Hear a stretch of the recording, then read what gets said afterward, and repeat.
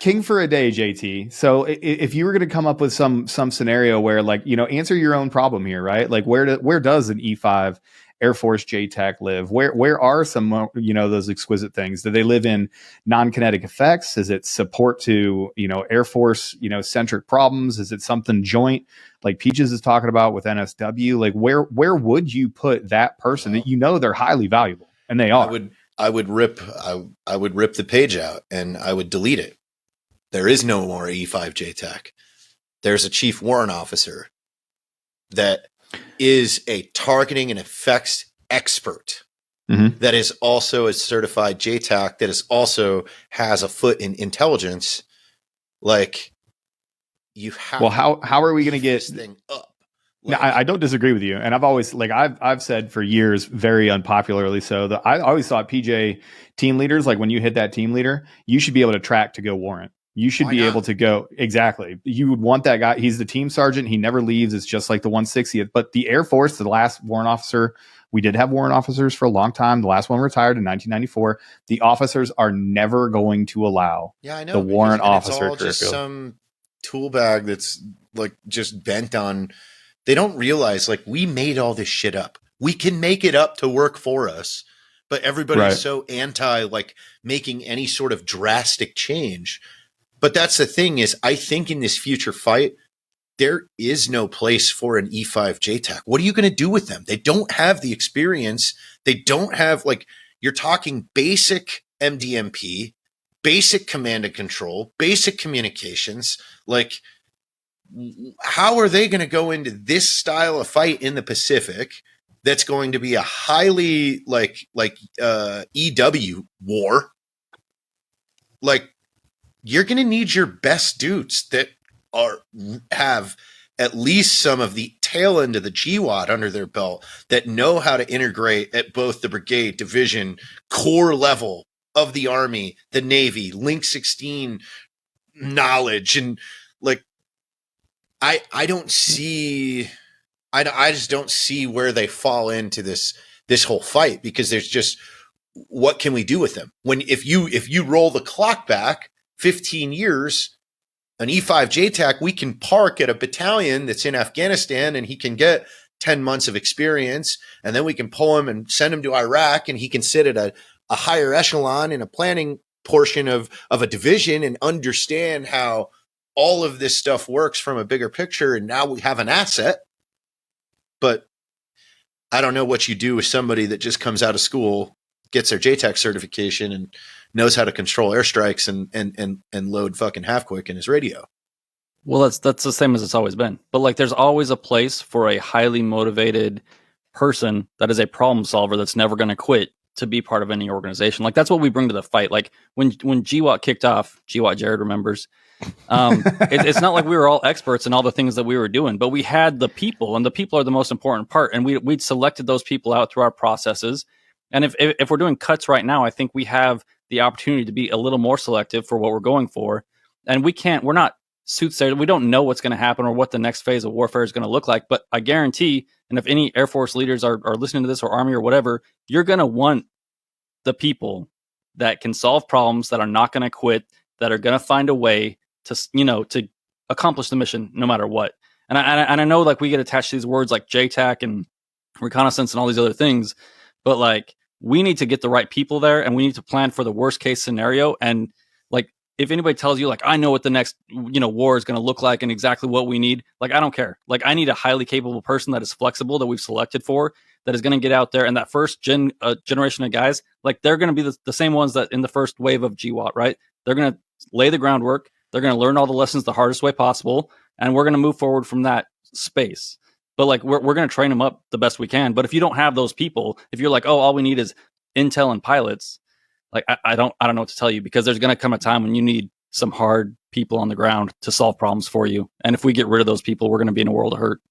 Well, I mean, we're already on a path of a world of hurt. I mean, the Army is at the worst readiness position that they've ever been. Have you not been keeping track of, like, all their hardware? Almost every division's fucking vehicles are a mess. They don't have, like, the guard and the reserves don't even have money to pay their people right now. Like, for drill. Like, it's they're projecting disaster. budget shortfalls for drill. Like, yeah. You've got Fort Hood or Fort Bliss, who has the armor division, which they're reporting that the brass in those divisions are misreporting their readiness, like claiming that, oh, we only have like 1 in 10 broken tanks, and people are coming out, warrant officers are coming out going, no, actually like 7 of 10 are broken. Like we're going to be in a lot more like this becomes like the last thought, like having, again, like I'm going back to, I'm putting myself in the shoes of, okay, North Korea starts coming over the border. All right. What do we do? Like where are we parking these people at? Who's where? Who's doing what? Or this whole Pacific fight, we start fighting with China. How does that break down? Does it start in Taiwan? Okay. What are we going to, this is going to be a massive air war. It's going to be a massive EW war. Like they're going to be fucking with our electronics as much as possible. We could get EMP'd. Like we could have satellites taken out, like GPS satellites targeted. Okay. Now we're losing GPS capability. All right.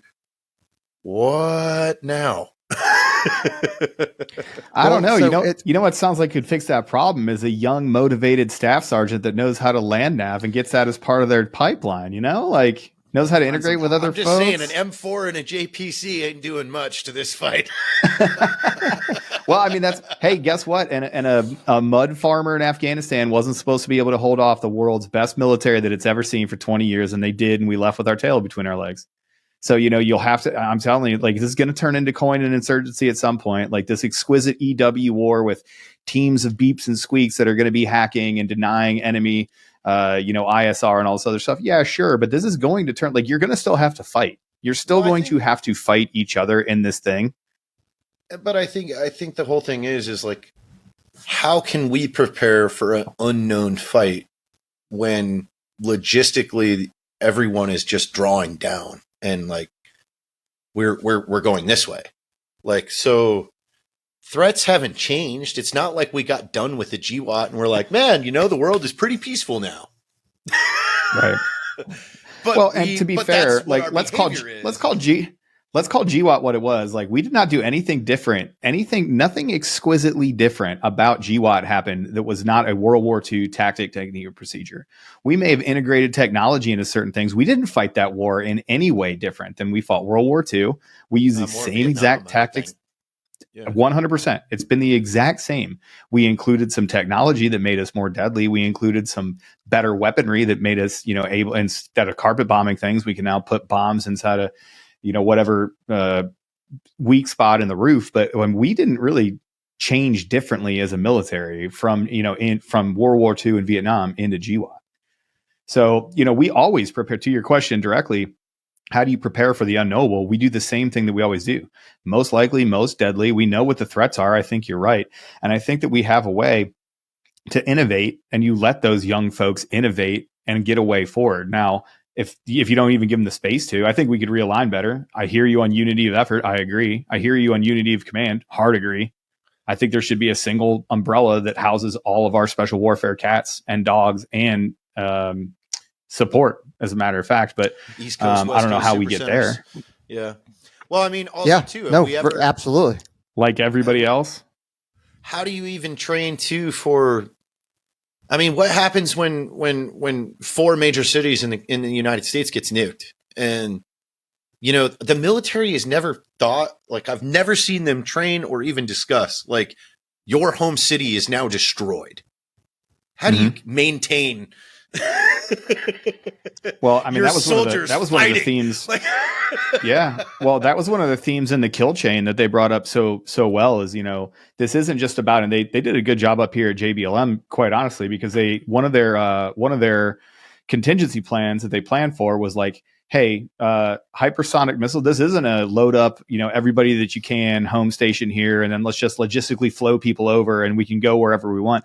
One of the problem sets that they had to work was base X that was here stateside took 7 hypersonic missiles in the middle of their runway. And now we don't have a fourth of our C-17 fleet. Now what are we going to do?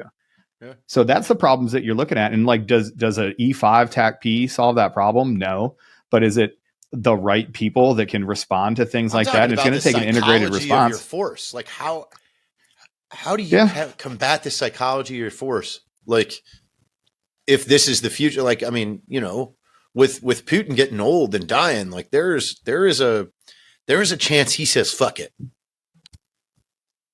Well, I think, I don't necessarily know it's just the psychology of our force. Like we actually talk about this, you know, that is one of the arguments. Not that I'm saying I'm a proponent for this or what One's Ready is a proponent for this or whatever. You're already fired, Jared. Quit putting disclaimers out there. We're already canceled. We already can't put this out. You might as well just send it, bro. It kind of goes back to, hey, making sure that we are the partner of choice and being that we are still sharpened by doing operations in combat, so that we have that psychology of, well, this is just normal operations. This is what we do.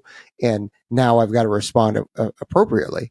Whereas if we are in a complete peacetime where we're not conducting any operations, we get soft. I mean, you know, and that's kind of what we did before 9/11 happened, is we just kind of, all right, well, there's nothing going on. We can get soft. We can relax a little bit. Like, because you had Jacob Frazier was killed in March of 2003.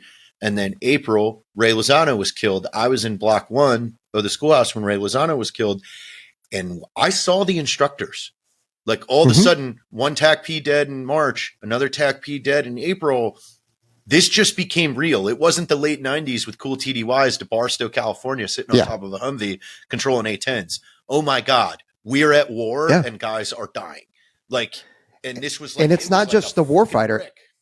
Yeah, and it's not just us that have got to have that resilience and that mental robustness, but it's got to be in the maintainers. Like that's what we're doing now, you know, and I know that people have talked about agile combat employment and stuff like that. We've been doing it for a long time, but like the maintainers haven't, you know, where it's like, hey, you don't get your whole crew. You don't get the cart that goes with the aircraft. You get a backpack full of tools, and you need to make this thing fly with your crew of 7. Basic training. Like they've softened basic training where, you know, they're now, I guess they just tried to they're attempting to integrate this whole, you know, the first 2 weeks are no yelling, no, you know, they wean on to the craziness of basic training. So it's like, no, we're going to face a shit ton of, this is where I'm going back with the whole psychology, social problems. We're going to have a lot of them in this next war. You're going to have people like disappearing, going AWOL. Like that's what I mean. It's like, we've never experienced something where you're deployed to a fight and your hometown got hit. Like, and now all of a sudden half your forces disappeared because they're trying to make their way back home. Like, these are just things I'm throwing out, thinking about like, hey, this next one could get pretty crazy.